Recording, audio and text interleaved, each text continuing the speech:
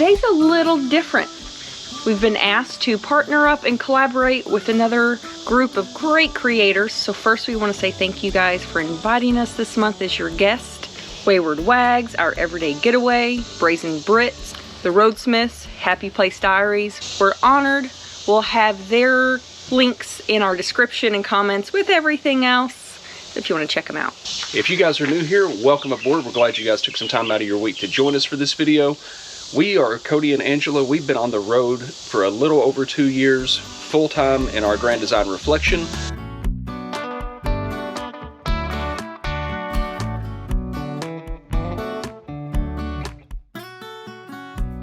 We have a grown son. We're technically empty nesters, but we do have two what I consider to be drunken toddlers that are the weenie dogs that we have to chase around everywhere. So if you're new here and you like this video, give us a like, give us a comment, make sure to subscribe, and you can always go back in the archives and see where we got started and how we ended up here today.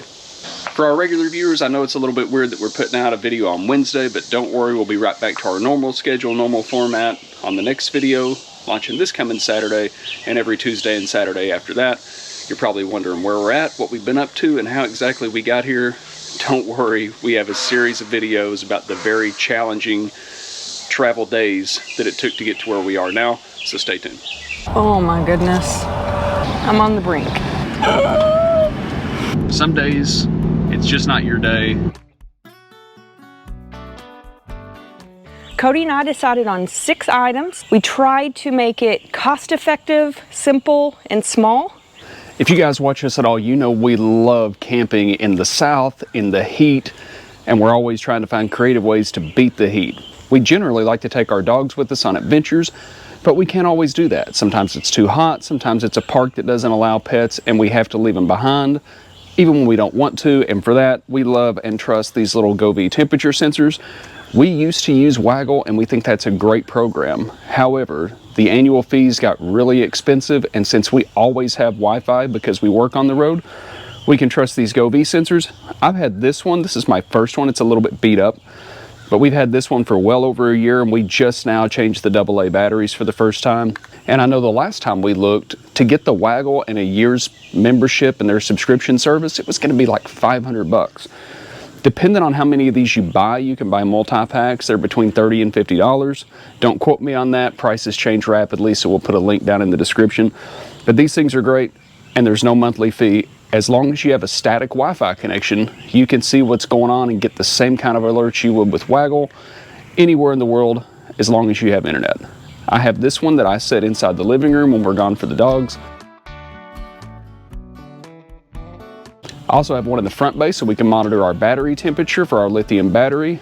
I also put one in our underbelly up by the fresh tank so we can see what's going on in the cold temperatures as well. We use a lot of GoVee products. Obviously, they're temperature sensors that I'm a big fan of. We have their water sensors placed strategically throughout the RV. And even though it's not necessary, we really, really love the underbelly lights we put on from GoVee. We like playing with those around different holidays and putting up different color schemes and stuff like that.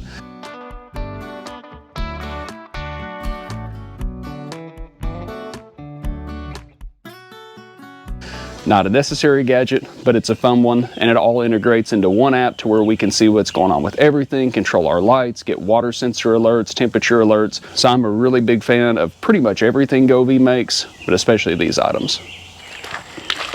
Our next gadget. No, we're not playing with that today. No. The next gadget we're going to talk about, I'm just using it for a mic. No. Is my pasta strainer. The colanders are nice, but if you have a space issue in your RV, these are pretty great. They're easy, they don't take up much room. Yeah, see, now holding that microphone's biting you, isn't it? Okay, I'm having a little hard time now.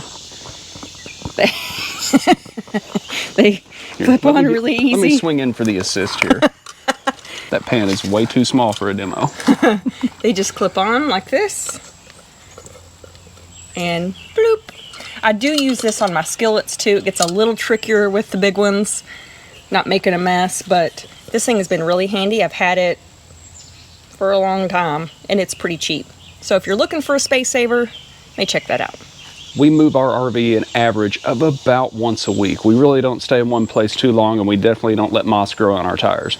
But some of those mundane tasks like hooking up water hose and screwing hoses on and screwing hoses on can get annoying after a while. So I'm a big fan of these quick connects. You can get a box of like 15 of them on Amazon for practically nothing.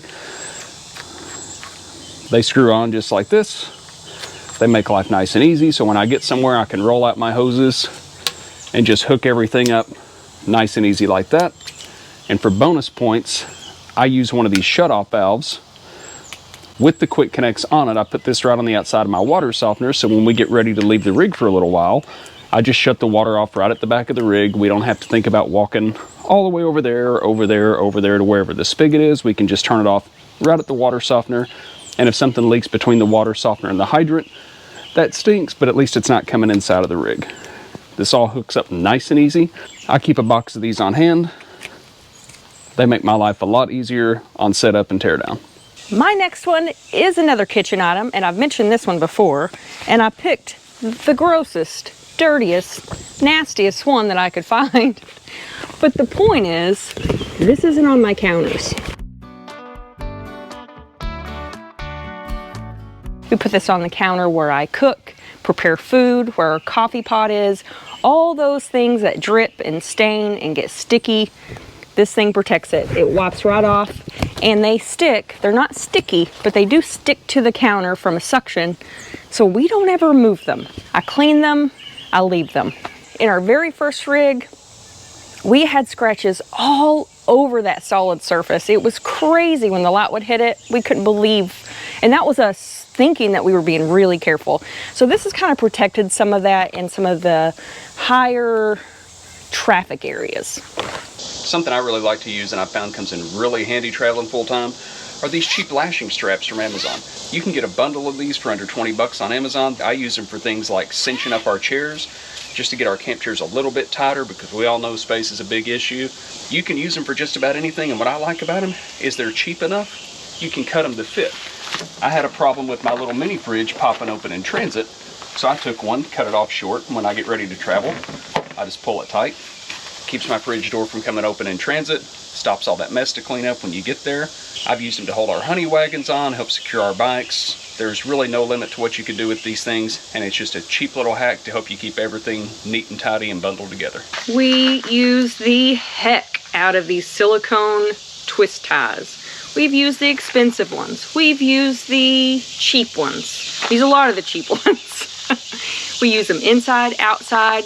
You can tie up hoses. You can tie up cords to go in the drawer. You can actually tie your cabinets together. So if they pop open frequently during travel day, you just give them a little twist. They're quick, they're easy, and they're very handy.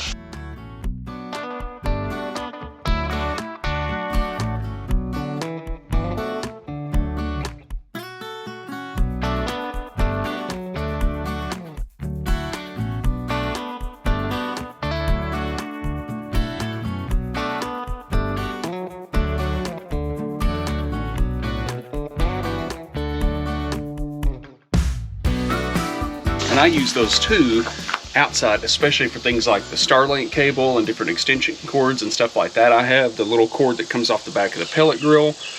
I mean, we have hundreds of these. I will say, if you're moving around something really heavy, like a 50 amp power cord or something like that, the Gear Tie brand seems to hold up a little bit better, even though they're a little bit more expensive. But for the lighter duty stuff, the cheap stuff off Amazon works great, lasts a long time. And if you'll remember, we've used these for makeshift clothes racks in our bathroom when those laundromat dryers don't quite get everything dry. We've been known to just hang clothes hangers from our shower door rack.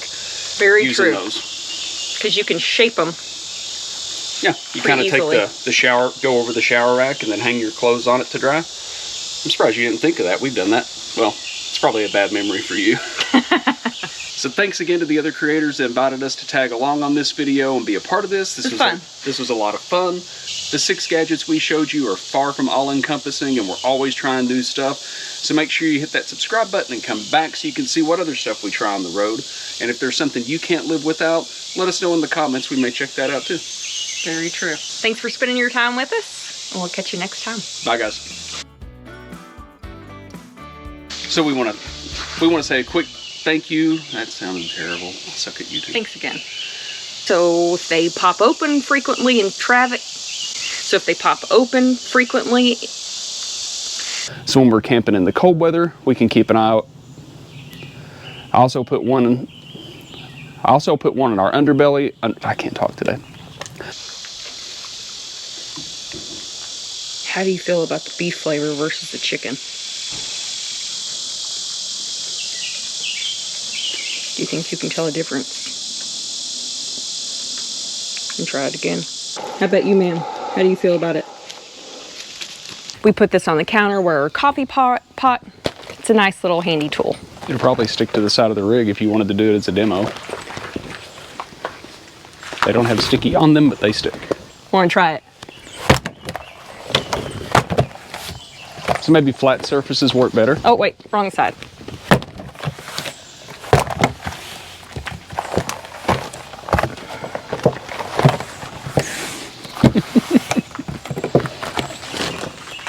Bad demo.